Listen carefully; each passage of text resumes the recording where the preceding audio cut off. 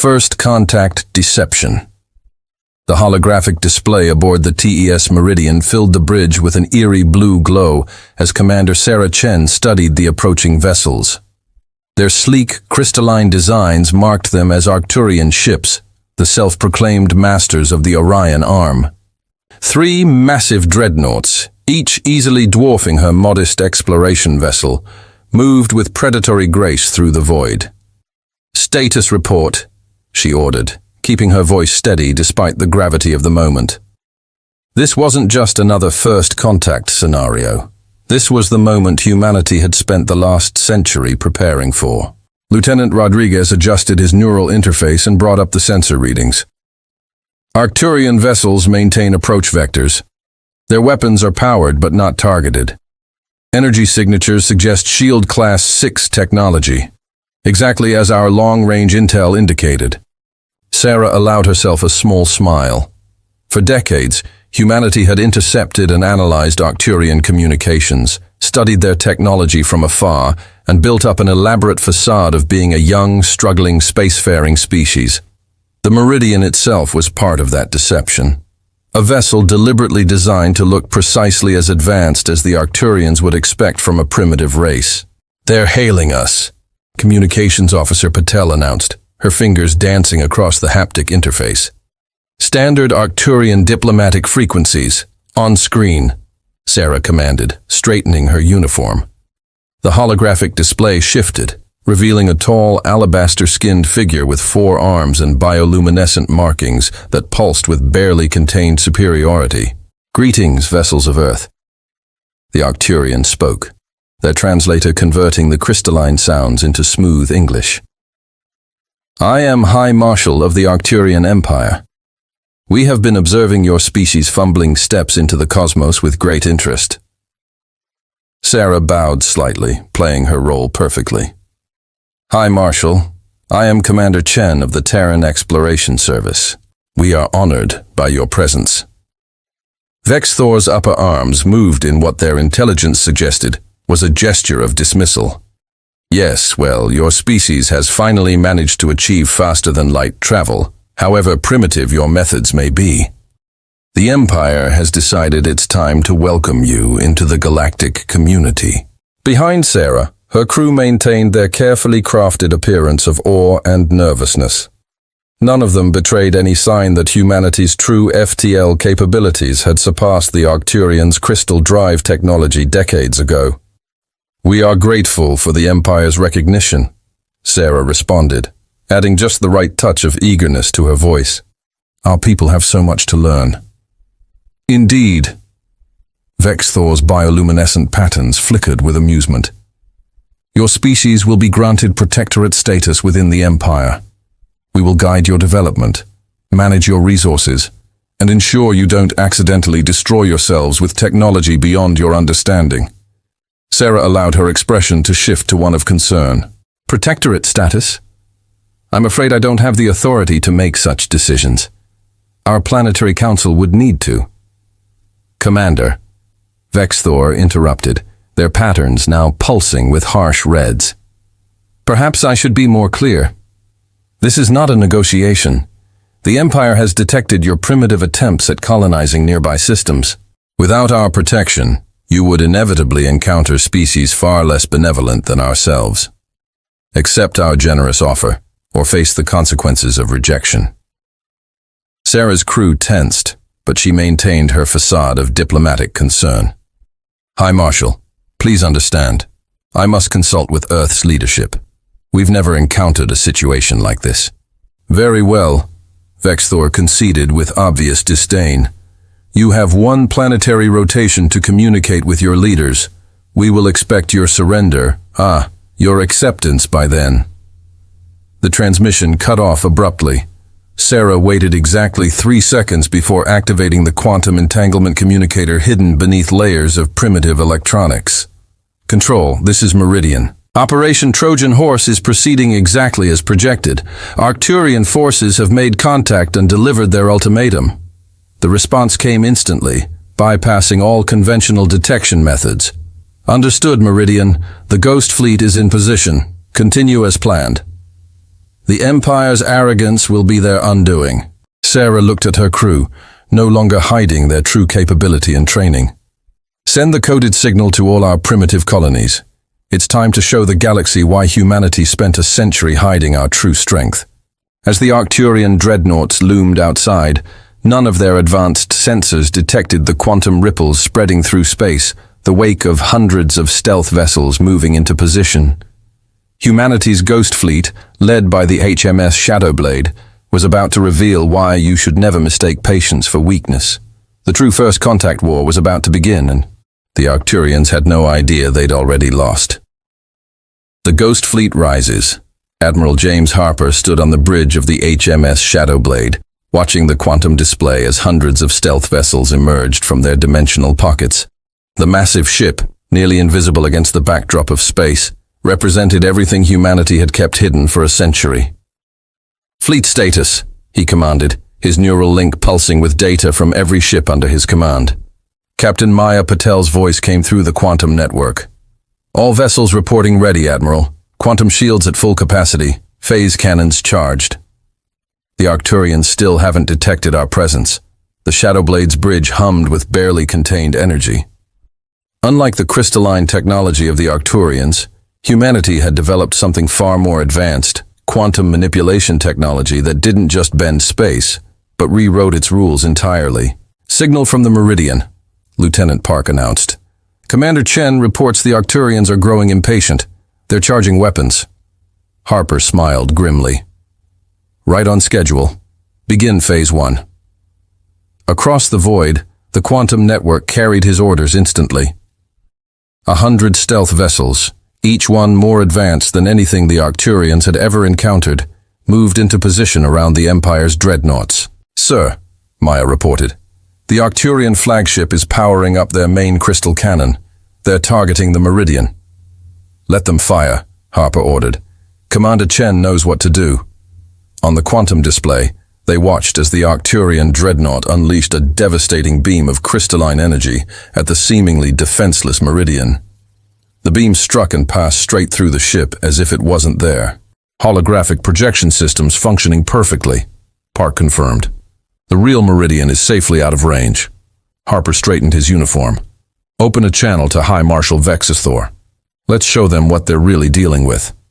The Arcturian leader's face appeared on the quantum display, their bioluminescent patterns still glowing with superiority. That was about to change. "What trickery is this?" Vexithor demanded. "Your primitive vessel." "I am Admiral James Harper, of the Terran Ghost Fleet," Harper interrupted, his voice calm, but carrying absolute authority. "That primitive vessel was a projection, just like humanity's apparent technological level for the past century." As he spoke, the Shadowblade and its escort ships dropped their quantum stealth fields. The Arcturians watched in shock as hundreds of advanced warships materialized around them. Their black hulls seemed to absorb both light and hope. "Impossible," Vexithor whispered, their patterns now pulsing with fear. "Your species, you couldn't have hidden this." "But we did," Harper replied. "While you watched our fumbling steps into space, we studied you. While you planned to enslave us, we prepared to show you why that was a mistake. Your crystal technology is impressive, High Marshal, but quantum manipulation, that's something else entirely." To demonstrate his point, Harper nodded to Maya. The Shadowblade's quantum drives activated, and the massive ship simply ceased to exist in normal space, reappearing instantly behind the Arcturian flagship. "Your empire has subjugated dozens of species by appearing at their doorstep with overwhelming force," Harper continued. "You mistake patience for weakness, preparation for primitive development. That ends today." Vexithor's patterns were now strobing with panic. "You dare threaten the Empire? Our fleet." "Your fleet is already surrounded," Harper cut in. "Those quantum ripples you're detecting, that's just the first wave. Humanity doesn't want war, High Marshal, but make no mistake, we're ready for one." The quantum displays showed more Arcturian ships arriving through their crystal drive FTL, responding to their flagship's distress call. Harper remained unimpressed. "Lieutenant Park, show them a fraction of our capabilities." The Shadow Blade's phase cannons powered up. Their quantum-enhanced beams target specific points on the nearest Arcturian dreadnought. The shots passed straight through their supposedly impenetrable shields as if they didn't exist, precisely disabling their weapons and drive systems without causing any casualties. "That was a warning," Harper declared. "Your shields operate on crystalline harmonics. Impressive technology, but quantum beams exist in multiple dimensional states simultaneously. You can't block what isn't entirely there." "What? What do you want?" Vexthor asked, their superior attitude completely shattered. "Simple. Humanity will take its place in the galaxy as equals, not slaves. You will acknowledge our sovereignty, withdraw your forces, and begin diplomatic relations properly." Or Harper let the threat hang in the air as more Ghost Fleet vessels revealed themselves, each one a testament to humanity's true technological advancement. "You have 1 hour to contact your Imperial Command and deliver our terms," Harper finished. "Choose wisely, High Marshal. Humanity spent a century preparing for this moment. How long has your empire spent preparing for us?" As the transmission ended, Maya approached Harper's command station. "Do you think they'll accept?" Harper watched the Arcturian ships on a quantum display, their crews undoubtedly in chaos, as they realized the true situation. They don't have a choice. The question isn't whether they'll accept, but how many other subjugated species will rise up when they learn the Empire isn't as invincible as they thought. The Ghost Fleet maintained its position, hundreds of quantum-enhanced vessels surrounding the Arcturian forces. After a century of hiding, humanity had finally revealed its hand. The galaxy would never be the same. Battle of the Void Gates. The Arcturian Empire's response came not through diplomacy, but through the largest fleet mobilization in galactic history.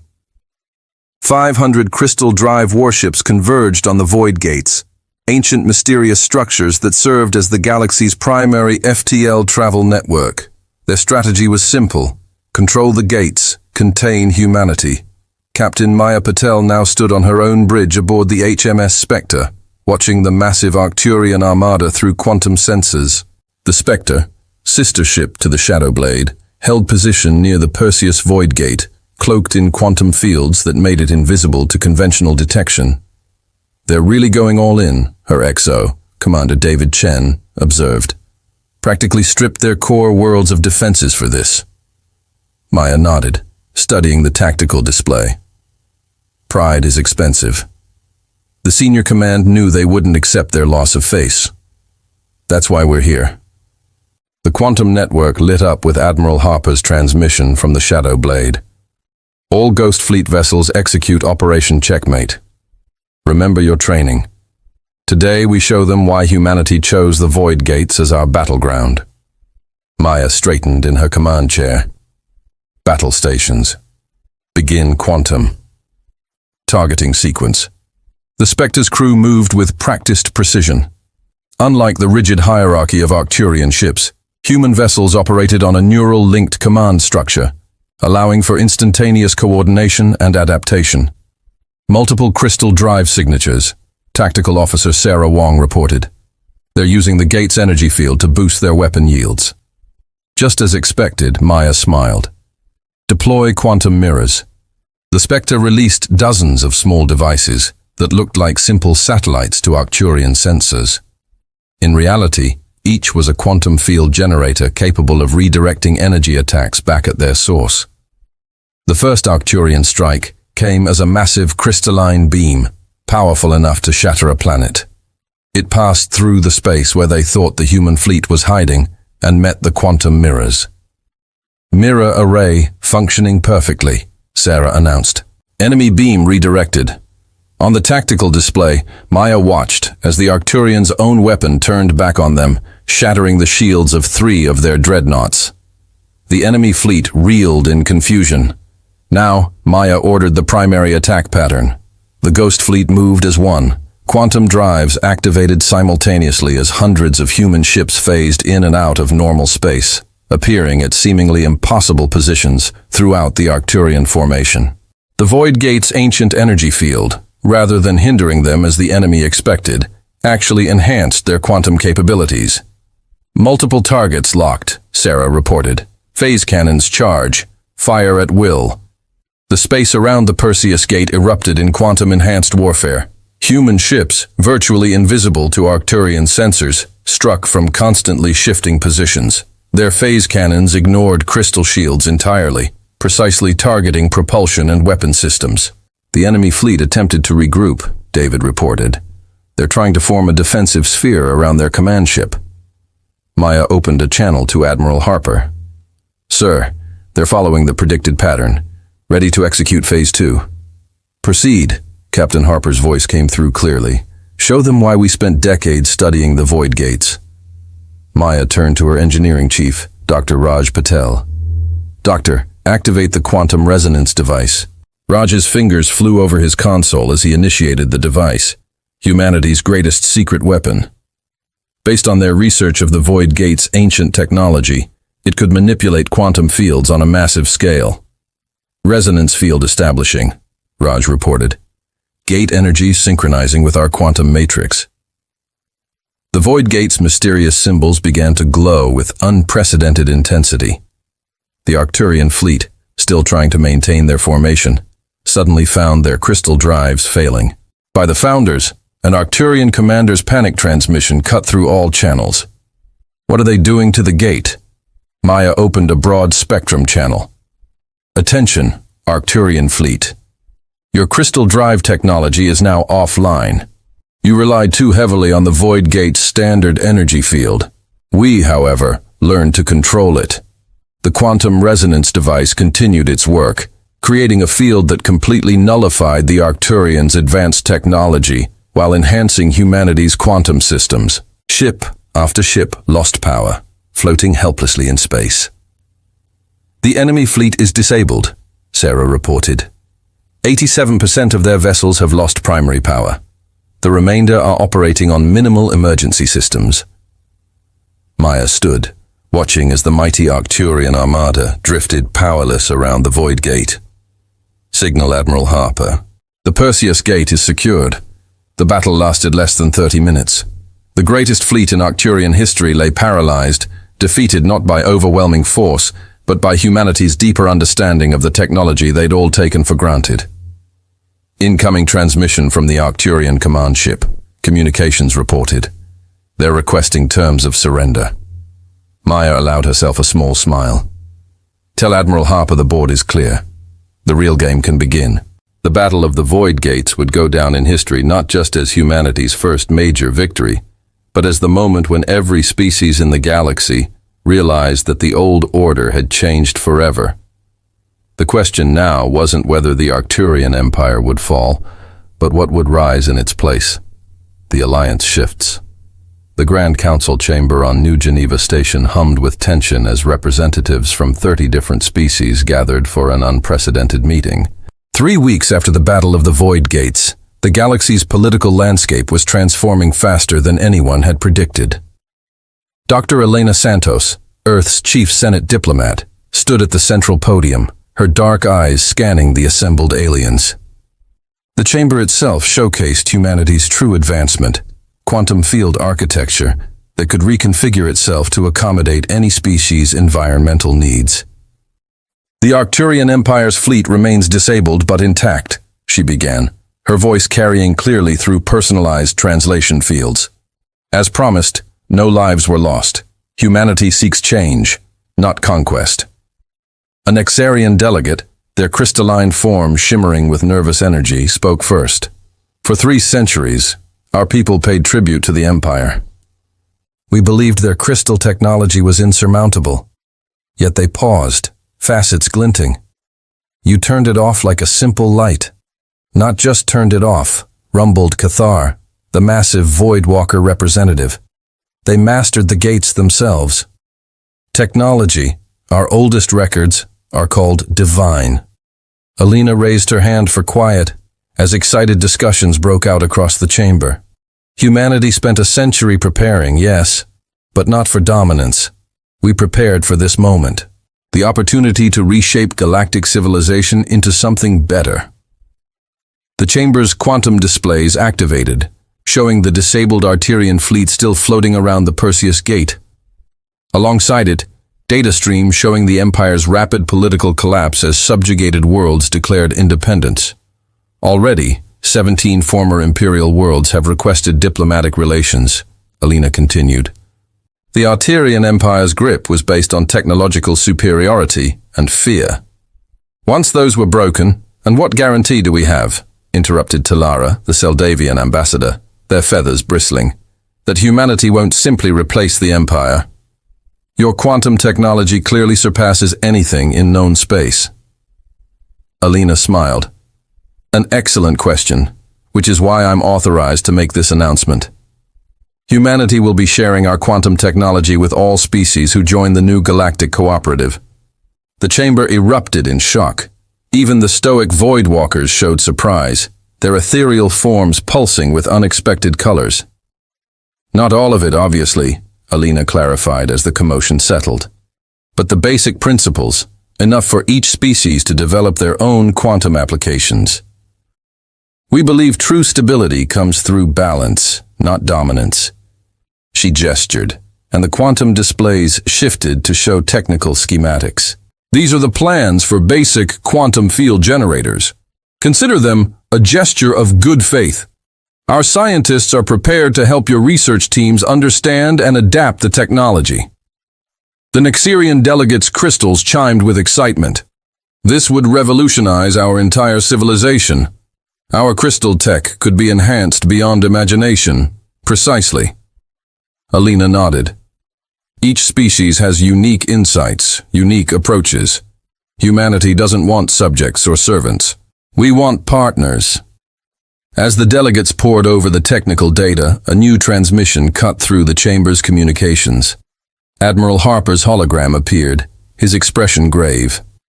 Dr. Santos, we have a situation. Long-range quantum sensors have detected something concerning. Something's coming through the outer void gates. Something big. Alina felt her heart rate increase but kept her voice steady. Arterian reinforcements? No. Harper's image flickered slightly. The energy signatures are completely unknown. Whatever's coming, it's not from any civilization we've encountered. The chamber fell silent as the implications sank in. The galaxy's political upheaval had attracted attention. Attention from beyond known space. How long? Alina asked. At their current speed, 3 days until they reach the Perseus Gate network. Doctor, the void gates are activating in patterns we've never seen before. Whatever built them, I think they're coming to check on their property. Alina looked at the assembled delegates, seeing their fear and their hope. The Arterian Empire had fallen, but that was just the beginning.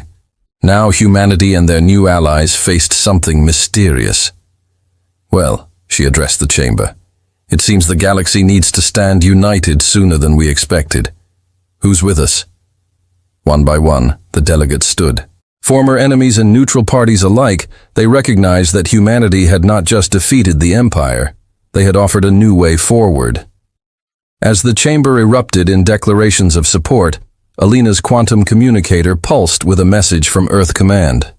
Operation Phoenix is now in effect. May whatever's coming find humanity and its allies ready. The true test of the galaxy's new order was approaching faster than anyone had anticipated. But this time, they would face it together.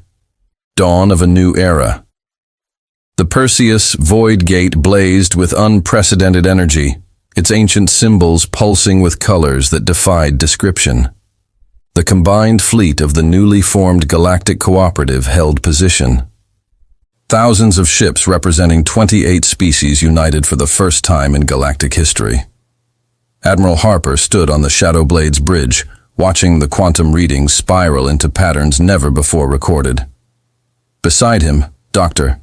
Alina Santos and the Void Walker Cathar monitored their own specialized instruments. The gate's quantum signature is evolving. Cathar's ethereal voice resonated through the command center. These patterns, they're like nothing in our ancestral memories. The fleet had been positioned according to humanity's most advanced theoretical models. Ships equipped with both quantum and crystal tech formed the outer defensive rings, while pure quantum vessels like the Shadow Blade maintained position near the gate itself. Energy spike. Lieutenant Park's voice cut through the tension. Something's coming through. The Void Gate Center erupted in a cascade of impossible geometries. Through this dimensional breach emerged a single vessel, if it could be called that. It seemed to exist in multiple states simultaneously, its form shifting between crystalline perfection and quantum probability. By all that exists, Cathar whispered, the architects themselves, the mysterious vessel dwarfed even the largest ships in the cooperative fleet. Its surface rippled with technology that made humanity's quantum advancement look primitive by comparison. We're being hailed, communications reported. The signal reaches us through quantum, crystal, and a dozen other channels simultaneously. Harper exchanged glances with Alina. This was the moment that would define galactic civilization. Open all channels. The bridge's quantum display filled with an image that took their breath away. The beings aboard the vessel were both familiar and impossible. They seemed to be made of pure energy, their forms suggesting the basic patterns that all known species shared. Children of the galaxy, the being spoke, their words translating perfectly into all languages simultaneously. We are the architects. We have watched and waited, and now you have surprised us. Alina stepped forward. We are honored by your presence.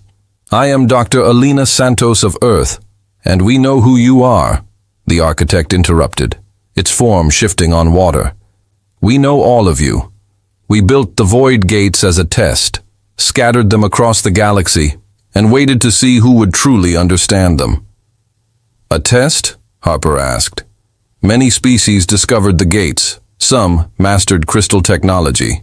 Others found different paths. But you, humanity, the architect's form pulsed with what might have been approval. You did something unexpected. You learned. You hid. You prepared. And then you shared. The quantum displays showed images from recent events. The Battle of the Void Gates, the formation of the Cooperative, the sharing of technology. The Arterian Empire hoarded power, the architect continued. Others sought only to serve or survive. But you understood the true purpose of advancement, to lift all who would rise with you. A new signal emanated from the architect vessel, flooding the quantum network with data. These are the full schematics of the Void Gates and much more. You have proven worthy of the legacy we left behind.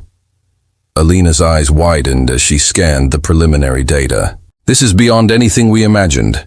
It is yours now. All of yours. The architect's form encompassed the entire fleet. The galaxy enters a new age. Use it wisely. And you, Cathar asked, will you stay? Our time has passed. We guard the spaces between galaxies, ensuring tests like this continue. But here now, in this galaxy, the future belongs to those who choose to face it together. The architect vessel began to pulse with energy. Remember this moment, children of the galaxy. Remember that it was not conquest or submission that brought you here, but the choice to stand as equals.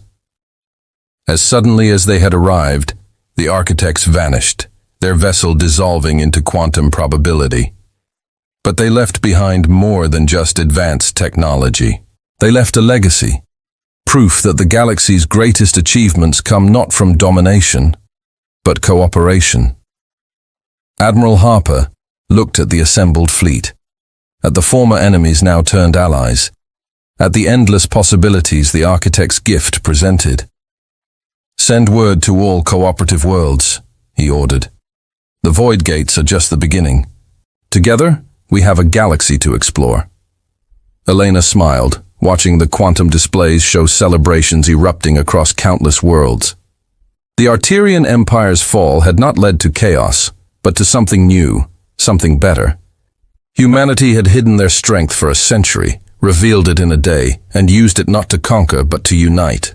Now, with the architect's blessing and legacy, the real journey could begin. The dawn,